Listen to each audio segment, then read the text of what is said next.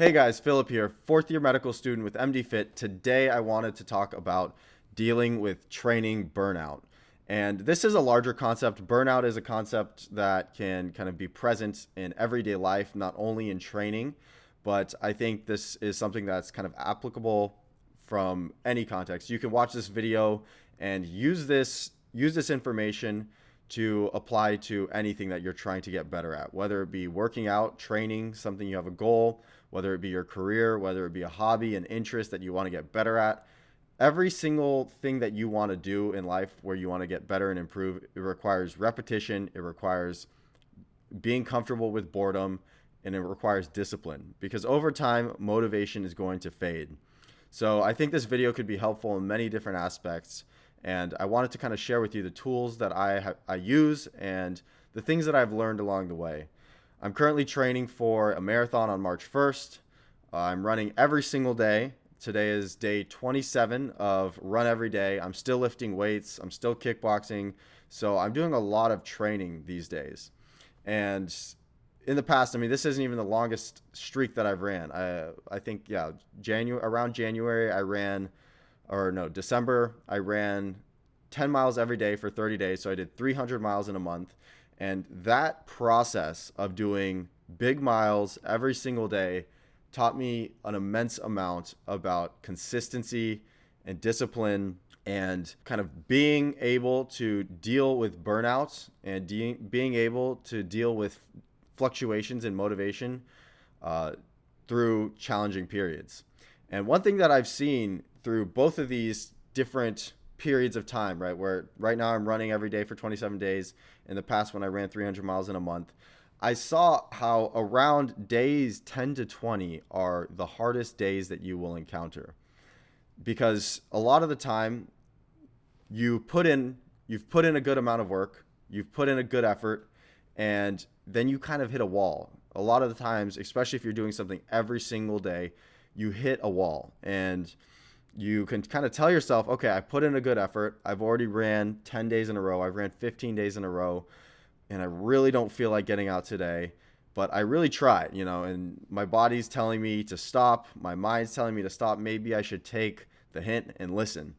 But I've always saw how when you break through that period, when you break through that barrier, that's the hardest time. It's a very small amount of time that you have to get through. It's very few days that you actually have to get to, that once you get through them, the habit is now set and the habit is now formed in a much more concrete way. For me, I had some really, really challenging days in my 300-mile month. I think it was days 17 and 18, the hardest days of the challenge by far. I woke up both of those days, I just was completely beat down, and running 1 mile was honestly just extremely excruciating. And to get through those days where I had to run 10 miles on both of those days, at the end of day 18, I was like really questioning, like, I don't know if I can get through this challenge, right? If every day is going to feel like these past 2 days, there's no way I'm making it through day 30. But I saw how over time, after day 18, things started to get easier. And by the end of that challenge, by the last week was a piece of cake for me. Running 10 miles was a joke. And it's absolutely insane how that switch just flips in your mind, where your body starts to recognize and your mind starts to recognize that you're not going to take a break and you're not giving yourself any choices. And it's one thing to tell yourself that kind of in your conscious, right, in your conscious brain, when you're thinking about things logically, when you're sitting on the couch and you're comfortable, but your subconscious needs to have that instilled in it, have that principle instilled in it. And so those days where you push through the really challenging days are frequently the things that are required for you to set the habit. So when you are challenging, or when you encounter a really hard day where you don't feel like working, where you don't feel like making progress towards your goal, if you can reframe that as an opportunity to prove to yourself that even on your hardest day that you can still perform, you can still show up and put in an effort, then you will see just how easy it is to continue to train or how easy it is to continue on the days that you don't feel like it, and how easy it is to just adhere to what you're doing. And you will no longer fight yourself. You no longer will have that same internal struggle, that same internal dialogue of, I don't feel like it, I don't want to do this. Your body and your mind will just follow. It just becomes routine, it becomes habitual. And sure, there will be days where you don't feel like it, but you will never question, or you will stop questioning whether or not you're going to do it, and it just becomes a matter of when you're going to step out and actually do it. And so this is something that can be used in all different metrics or all different areas of life, whether it be dieting, for example. I think this is another crucial area. I feel like you can get a few days into a diet, you can get a week into a diet, feel like you're doing amazing, and then the cravings really hit. And you're like, oh my God, I mean, I put in a lot of effort. I built up a nice calorie deficit. What's one cheat day going to do? And sure, I mean, if you're somebody who really can just do one cheat day, then, props to you. But I think this is a muscle, right? This is a muscle that you have to train. Following through on the things that you said you would do is a muscle, and it's not just a character trait. It's not something that anybody's born with. The more you do it, the better you get at it. So practice with something that is attainable, right? I don't think you need to do 10 miles a day every day to learn to be able to be somebody who follows through on their goals. But this is something that you can do. You can start with a goal that's attainable, that's achievable, but be consistent about it. Start out, run 3 miles every single day, 5 miles every single day, right? Something that takes you 30 to 45 minutes. You have that time in your day. And so there are no time-based excuses that you can make.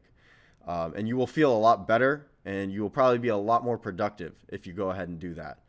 But you will see how over time your mind starts to get rewired as you set this new precedent in your head, and you set this new precedent in your life, that when you set out to do something, you will do it, whether it's rain or shine, come hell or high water, whatever the conditions are, you're going to get it done.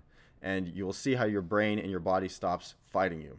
Now, there are those days for me, even in the gym, where I show up to the gym and I just have nothing to give, right? Whether it be mentally or physically, sometimes there are just those days. And for me, I think for running, this is something that is very applicable. I always give myself this rule. It's called the 2-mile rule for me. On days where I feel like I have nothing to give, right? I'm not on a program where I have to run 10 miles a day every single day, but I'm doing over 50 miles a week currently, and I give myself what's known as the 2-mile rule. I do not give myself the option to not get out if I'm feeling bad. I tell myself I'm going to run 2 miles, and at the end of those 2 miles, I reevaluate how I feel. If at the end of those 2 miles, I still feel like I don't have anything left in me, then I can go back. I can maybe just do 1 to 2 miles left, run home, and I can call it a day, and I can feel good about the effort that I put in. Because there are days that you do need a break, whether it be mentally or physically. But that doesn't mean you can't try. That doesn't mean you can't put in an effort and make an attempt to get out there. Same thing in the gym. Sometimes I show up to the gym and I give myself a short period of time. I'm saying, okay, I'm gonna do my first exercise. I'm gonna do my first 2 exercises. And if at the end of those first 2 exercises, if I still just don't have any kind of push left in the tank, then I can go home and I can feel good about myself for trying, and I know that I just really need a break. And this workout that I'm going to do is not going to be that productive because I'm not going to push myself that hard, and I'm not going to really elicit a training stimulus that is required for my body to super compensate. So I don't want to waste my time. I don't want to waste my energy. It's better to just come back refreshed the next day and attack the weights or attack the run. But you will see how most of the time, 80% of the time, to 80 to 90% of the time, if you follow that 2-mile rule or you follow that 2 exercise rule, that you will actually you'll get into it and you will be like, oh, okay, like I can actually finish this run or I can finish this workout. It's not that bad. So giving yourself leeway is very important. Giving yourself grace is really important, but putting parameters on that. Not allowing yourself to completely be lazy, not allowing yourself to not try and not attempt is something that is a non-negotiable for setting a habit and working that muscle. And you will see how over time the motivation, the amount of motivation you have on a day-to-day basis just isn't that important and isn't that influential into whether or not you will actually get after your goals and accomplish what you set out to achieve. And so this is something that can be applied anywhere, whether it be work. Set a timer for 30 minutes. You just really don't want to study. In medical school, I use this trick all the time. I really don't want to study.